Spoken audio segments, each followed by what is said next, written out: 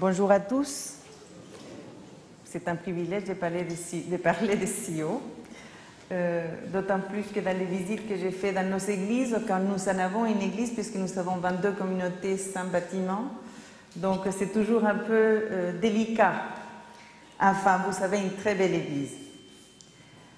Je reviens sur les textes qu'on a lus sur la jeunesse. Dans le livre de la Genèse, le Seigneur, il dit « Faisons l'homme à notre image et à notre ressemblance, pour qu'il domine sur les poissons de la mer et les oiseaux du ciel, sur le bétail sur toute la terre, sur tous les reptiles qui rampent sur la terre. Dieu créa l'homme à son image. » Ça nous arrive à tous, des fois de nous lever de manière un peu, des fois bien et des fois moins bien. Ça nous arrive à tous de nous sentir des fois que nous ne servons pas à grand-chose ou que nous sommes inutiles ou que la vie n'est pas aussi belle. Cependant, lorsque nous lisons ces versets, Dieu, il dit « Faisons l'homme à notre image ». Et plus tard, il dit « Dieu créa l'homme à son image, il le créa à l'image de Dieu, il créa l'homme et la femme ». Au lieu d'avoir une pensée négative et nous dire « Oh, aujourd'hui, rien ne va », on devrait se dire bah, « Finalement, Dieu nous a créé à son image ». Est-ce qu'on comprend ce que Dieu veut dire quand il nous dit qu'il nous a créé à son image? C'est peut-être là notre problème, simplement, puisqu'il le dit. Tout d'abord, le Seigneur met quelque chose de très important juste dans le verset pour nous donner la véritable importance que nous savons. On sait qu'on est ses enfants, nous savons plein de choses, mais là il nous dit je vous mets pour que je mets l'homme, je le crée à ma ressemblance pour qu'il domine, et il fait une liste. Et l'histoire de l'homme nous prouve, dans toute son histoire, que ce n'est pas les animaux qui ont développé tout ce que nous voyons, mais c'est l'homme qui est allé au-devant, c'est l'homme qui a l'intelligence de développement, c'est l'homme qui a l'intelligence de pouvoir comprendre le sujet.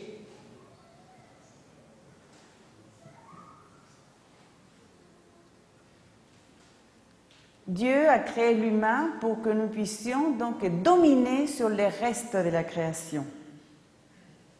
Cela renforce l'idée que nous sommes créés donc réellement à l'image de Dieu. Ne l'oublions pas. Alors, si nous lisons un tout petit peu plus tard, dans le chapitre 2 de la Genèse, « Ainsi furent achevés le ciel et la terre et toute leur armée.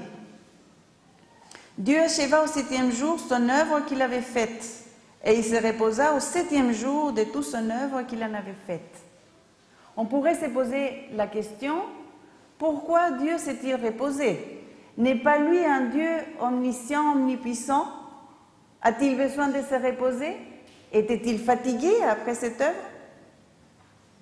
Quelle est l'idée qu'il y a derrière donc cet arrêt? Le Seigneur fait un arrêt et il dit, il se reposa au 7e jour de toute son œuvre qu'il avait faite. Dieu bénit le 7e jour et il le sanctifia, parce qu'un ce jour, il se reposa de toute son œuvre qu'il avait créée en la faisant. Alors, il y a beaucoup de choses dans ces deux versets.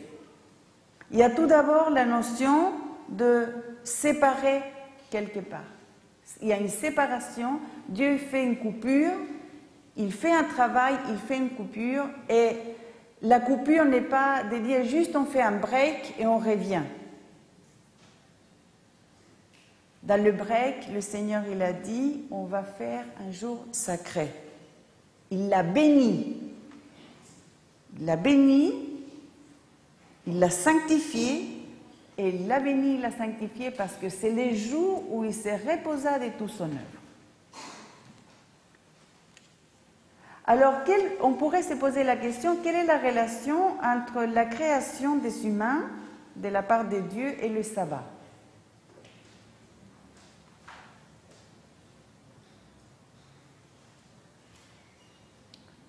Pour nous, le sabbat, le samedi, c'est un jour à part, un jour spécial, au cours duquel Dieu nous rappelle que lui, il est notre créateur. Mais pour pouvoir bien comprendre ça, il faudrait que nous ayons la notion complète de qu'est-ce que le sabbat. Le sabbat matin, le moment du culte, qu'avons-nous fait du sabbat que le Seigneur nous a dit dans sa Bible? Il a séparé, il a sanctifié et il a dédié donc un jour entier. Plus tard, donc, dans le livre de l'Exode, le Seigneur il va nous dire « Souviens-toi du sabbat » et il nous dit « Souviens-toi » parce que nous sommes oublieux. Le Seigneur sait toujours ce qu'il fait. Alors, le sabbat, il détient une valeur éducative inestimable. Alors, le Seigneur, pour ne pas nous faire oublier, il a établi tout un système. Il a demandé au peuple, lorsqu'il a fait la séparation donc des tribus d'Israël, il a mis à part une tribu, la tribu des Lévites. Et il nous a demandé à tous de donner la dîme, de donner toute la dîme de tout ce que nous avons. La dîme avait pour but donc de dédier la tribu de Lévi à reconstruire ou à construire le sanctuaire tel qu'il est dans le ciel, pour que nous puissions nous rappeler tous les jours donc de quelle est notre espérance. C'était le témoignage de la présence divine sur la terre. Alors, des fois, on se pose la question pourquoi la dîme, qu'est-ce qu'on fait de la dîme, etc. Nous n'avons pas à nous poser ces questions-là. La parole de Dieu, elle est claire.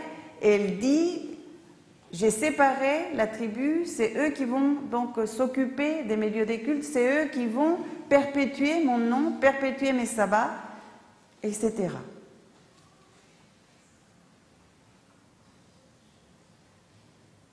Le Seigneur nous dit que nous sommes scellés et qu'il y a un sceau entre lui et nous. Et ce sceau, donc, c'est le sabbat. Pourquoi Dieu nous a dit de travailler 6 jours? Simplement parce qu'il voulait que nous soyons clairs à l'imiter. Il nous a créés à son image et à sa ressemblance, et donc nous devons obéir et faire comme il l'a fait. Pourquoi nous a dit, par exemple, de ne pas faire travailler nos animaux les jours du sabbat? Si on regarde bien la loi telle qu'elle est décrite dans le Décalogue, il dit ni ton âne, ni ton bœuf, ni rien, personne. Tout le monde doit se reposer. Le Seigneur voulait renforcer le fait que nous étions créés pour dominer la création. Alors, le Seigneur, il s'introduit à nous. Si la Bible, elle nous montre, chaque fois qu'on commence à étudier, on se rend compte en fait que le Seigneur nous dit les choses pas de manière anodine, il nous dit les choses dans l'ordre. Le premier verset de la Bible dit « Au commencement, Dieu créa les cieux et la terre ». C'est la première chose qu'il dit.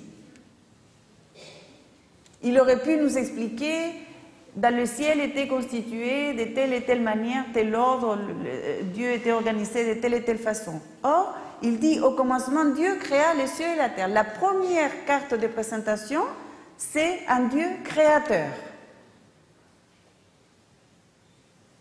Il est clair pour nous qui est le Dieu créateur, qui nous a créés, et donc tout ce qu'il a créé, il l'a créé d'une certaine manière. Cependant, il est obligé de nous dire, souviens-toi du jour du sabbat. L'Exode au chapitre 20, donc on peut regarder ensemble dans le livre d'Exode au chapitre 20,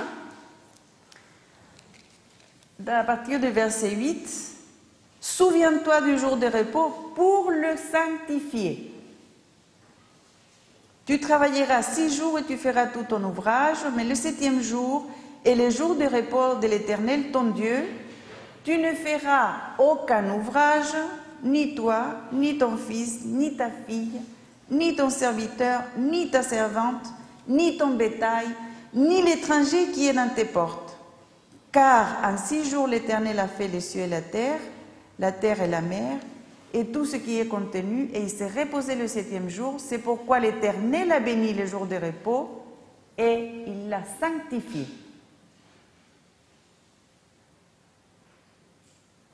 Il y a un lien profond entre le sabbat et l'adoration.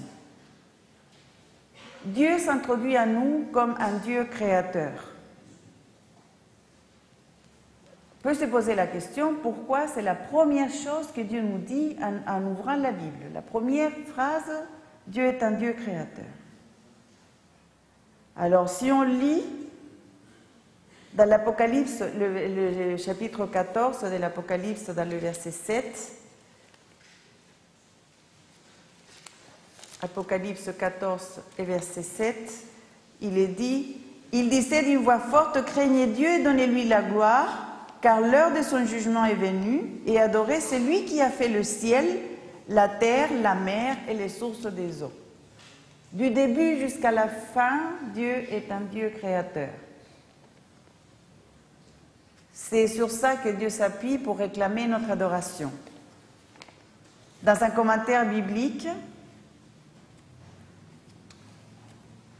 il est dit que de la Genèse à l'Apocalypse, où Dieu s'appuie sur sa création pour revendiquer soit directement, soit par l'intermédiaire des humains son autorité sur nous, comment pouvons-nous en conclure au sujet de la façon de penser de Dieu?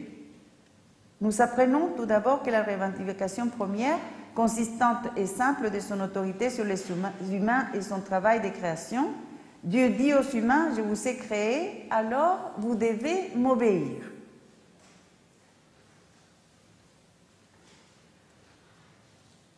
Bien entendu, nous ne sommes pas seuls et l'ennemi cherche par tous les moyens de détruire donc les liens qui nous unissent à Dieu.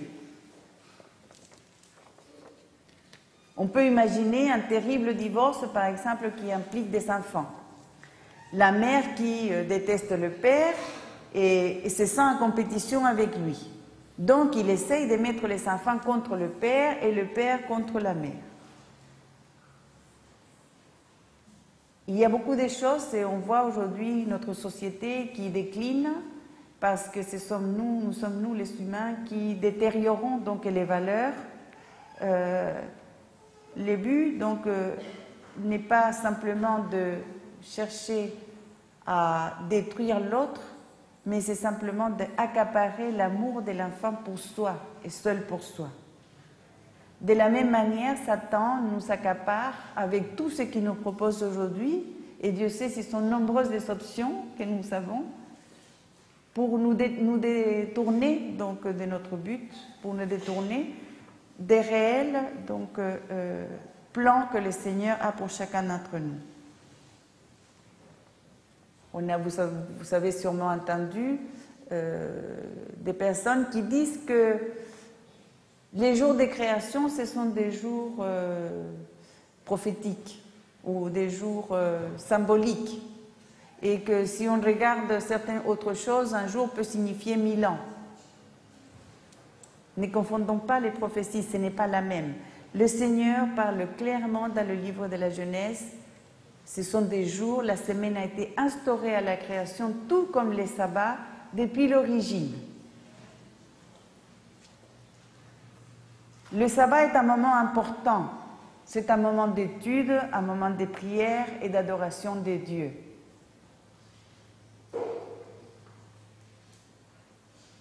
Pour ceux qui avons été convertis dans le parcours de notre vie, nous n'avons pas connu une enfance dans laquelle on ait appris des notions comme le sabbat, le sacré, l'adoration. Mais pour nous qui sommes aujourd'hui ici, qui avons la responsabilité de nos enfants, et j'ai regardé avec émotion cette histoire pour les enfants, c'est important de créer en eux donc cette notion de dépendance entre son Créateur. Le sens de bien comprendre que le jour du sabbat n'est pas un jour quelconque. Le sabbat est important. Il y a beaucoup de gens qui disent « Oui, mais je crois en Dieu. Quelle importance si c'est le lundi, le mardi ou le mercredi ?» si je crois. Certes, mais le Seigneur nous a créés à son image et en tant qu'enfants de Dieu, nous devons obéissance. Et lorsqu'on regarde le bénéfice d'un véritable sabbat, nous pourrions donc pouvoir témoigner devant les autres. Satan veut nous faire croire que le Seigneur ne nous a pas dit la vérité. Cela voudrait dire que Dieu ne nous aurait menti au sujet de l'origine. Nous avons beaucoup de choses aujourd'hui qui circulent dans nos milieux comme dans le monde entier au sujet donc de l'origine de l'humain. Personnellement, je préfère croire que ce qui est dit dans la parole, c'est la vérité. Que nous avons un Dieu grand et puissant qui a été capable de nous créer parfaitement. Que malgré nos fautes et nos défauts, malgré notre irresponsabilité envers notre corps, envers notre système, avec l'écologie dans laquelle nous vivons, nous sommes capables quand même de résister. Qu'il a créé tout ce qui est nécessaire pour que notre santé puisse y aller de notre mieux, pour que nous puissions avoir cette intelligence d'aller au-delà, pour que nous puissions quelque part nous ressembler à ce qu'il a fait.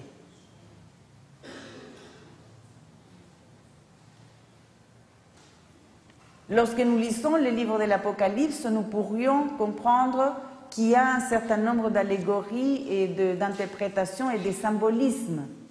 Mais lorsque nous lisons le livre de la Genèse, ayons la certitude que tout ce qui est tracé, c'est la vérité.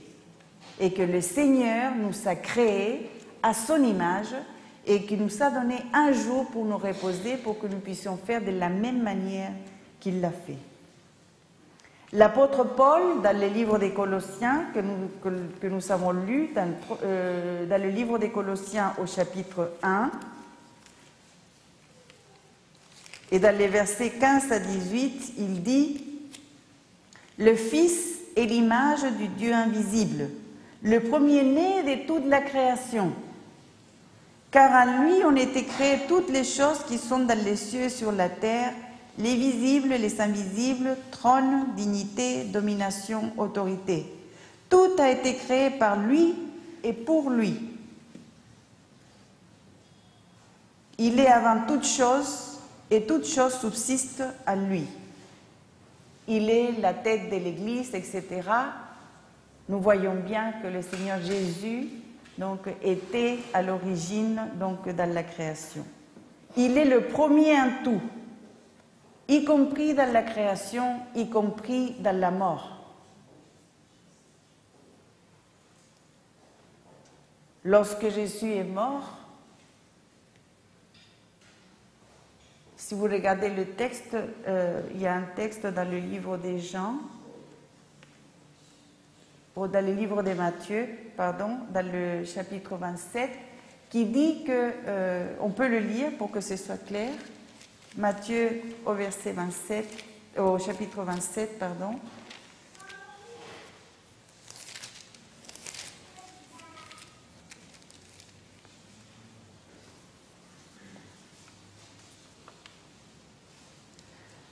À partir du verset 50, Jésus poussa de nouveau un grand cri et rendit l'esprit. On est au moment donc de sa mort.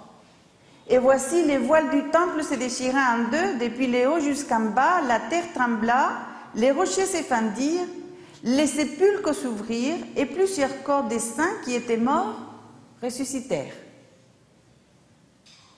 C'est au moment de sa mort.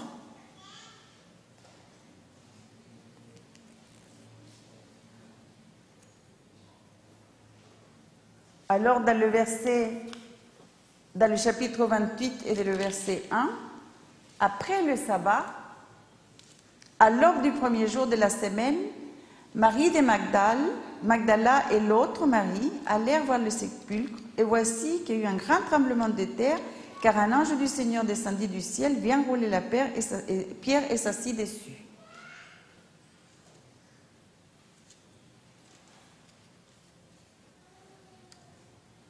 Le sabbat est lié à la création de Dieu et à l'autorité de Dieu. Ainsi, la puissance de Dieu qui nous fait ressusciter pour la vie éternelle. Jésus est resté dans le tombeau durant le sabbat. Mais les autres, apparemment, ont été ressuscités le vendredi. Si on regarde le texte, on suppose que donc au moment du tremblement de terre, au moment de la mort de Jésus, les autres qui sont sortis des sépulcres ont ressuscité le vendredi. Le Seigneur s'est reposé même dans la mort parce que la mort allait nous délivrer.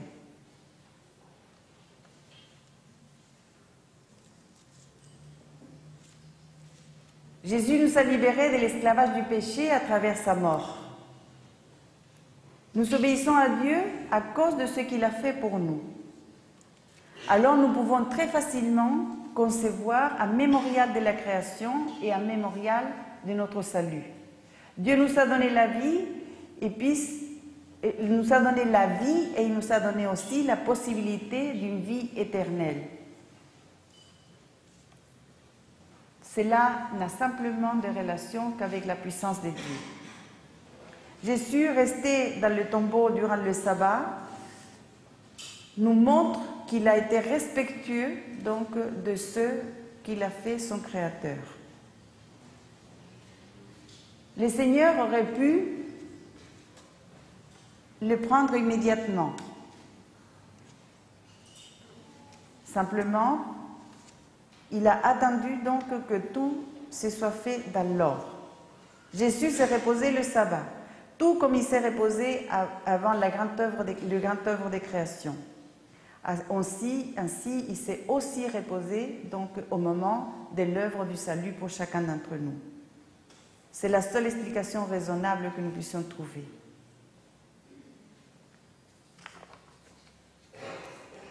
Dieu nous interpelle et il nous anime donc à nous reconsacrer, à comprendre donc qu'il est notre Dieu créateur, à comprendre qu'il nous a créés à son image et à sa ressemblance, que nous n'avons pas à nous décourager lorsqu'il y a des adversités dans la vie. Nous en avons tous et nous en aurons toujours. Mais essayons de penser positif, essayons de sourire à la vie, essayons de nous dire chaque matin, le Seigneur m'a créé à son image et à sa ressemblance. De ce fait, je lui obéis. Et ce qu'il a mis à part pour moi, il l'a mis pour mon bénéfice. Souvent, lorsqu'on demande à quelqu'un de venir le dimanche pour une réunion de prière ou que sais-je, un comité, les gens disent oui, mais c'est le dimanche. Alors, voyez, déjà on a eu le sabbat à l'église, et puis si je ne peux pas me reposer le dimanche, qu'est-ce que nous sommes en train de faire? Nous devrions être le premier à pouvoir travailler de dimanche à vendredi. Or, nous sommes tellement fatigués par les choses de la vie que nous sommes contents, quelque part, que les catholiques aient changé le jour du repos.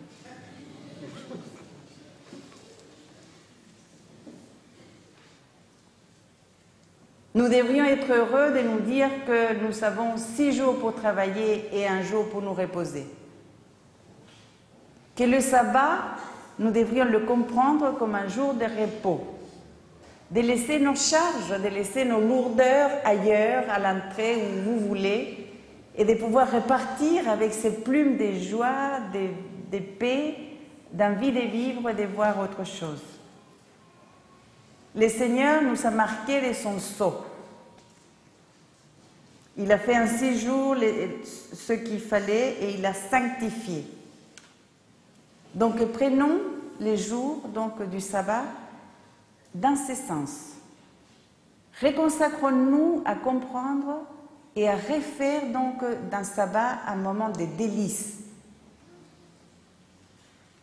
Le Seigneur nous a demandé nos liens matériels pour quelque chose. Nous n'avons peut-être pas compris ces liens. Nous avons peut-être un travail à faire pour comprendre donc qu'il y a toute une organisation pour nous rappeler donc qu'il est notre Créateur, qu'il est notre Rédempteur et qu'il a mis à part ces jours pour notre bénéfice. Sommes-nous tous capables de témoigner envers ceux qui ne connaissent pas le Seigneur qu'un jour par semaine, un véritable jour de repos, vaut mieux que tous les autres? Avons-nous appris à nos enfants à se reposer le sabbat? Ou est-ce que nos enfants ont vu des parents stressés, furieux le sabbat matin parce que rien ne fonctionne? On perd tout. On cherche quelque chose dans le tiroir, il n'est pas là. On a l'impression qu'il y a quelqu'un qui a déplacé le tout. Et puis, de surcroît, lorsqu'on sort de la voiture, il y a le camion poubelle devant, et alors là, tous en retard.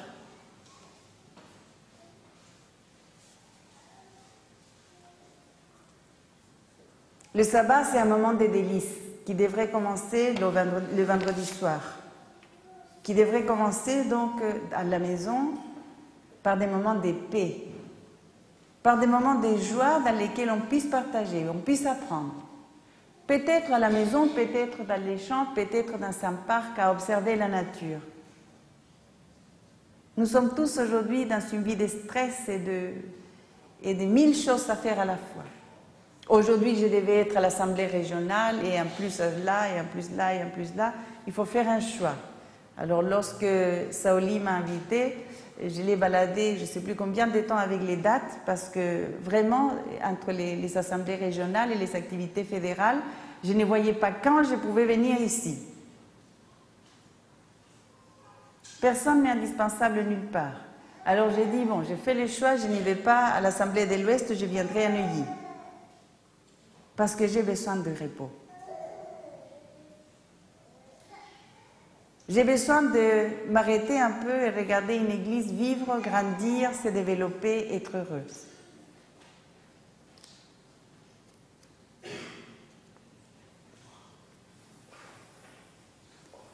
Nous sommes responsables de ce que nos enfants deviendront. Soyons conscients que ce que nous vivons, c'est le modèle que nous établissons pour nos enfants. Alors si le sabbat est fait de tristesse et d'amertume et de pleurs, n'attendez pas à voir nos églises remplies car nous ne serons plus là. Si nos sabbats, ce sont des moments de joie et d'allégresse dans lesquels nous nous retrouvons en toute fraternité, nous allons voir se remplir nos églises. Parce que tout le monde voudrait avoir un moment de repos. Tous les gens pourraient dire, ces gens ont quelque chose de différent. Juste à titre anecdotique, je me souviens le jour du baptême de notre fils, nous avions invité tous nos amis à faire un repas dans un endroit champêtre. Or, c'était un moment de mariage. Vous savez, l'époque des mariages, toutes les salles, tous les endroits sont réservés. Alors j'avais dit à tous nos amis, vous réservez le déjeuner parce qu'on fera un déjeuner, on ne sait pas encore où parce qu'on a du mal. Et une amie me dit, est-ce que mon jardin te servirait? Moi j'habite un appartement, donc j'ai dit mais... Et en plus c'est un magnifique jardin, parc arboré, avec piscine, etc. On est parti pour faire donc le déjeuner et nos amis de l'église nous ont accompagnés pour nous aider, comme nous savons nous aider à poser les tables, les chaises, etc. Et lors du départ, donc on était à peu près 70 personnes, tous de l'extérieur, et lors du départ, mon ami me dit, vous savez quelque chose. Vous n'êtes pas des gens comme les autres. Ça se voit que vous avez l'habitude de faire des choses ensemble. Ça se voit qu'il y a une fraternité entre vous. On s'est levé et vous, tout a disparu. Comment ces gens se sont organisés pour? C'est beau de voir qu'on donne un témoignage dans lequel les gens voient qu'il y a de l'unité. J'imagine pour le Seigneur la joie de nous voir tous réunis, de nous voir répondre donc à l'appel qu'il nous a fait. En 6 jours, il a tout créé et le 7e, il s'est reposé, il l'a béni et il l'a sanctifié. Nous sommes dans un moment saint. Avons-nous conscience de cette sainteté?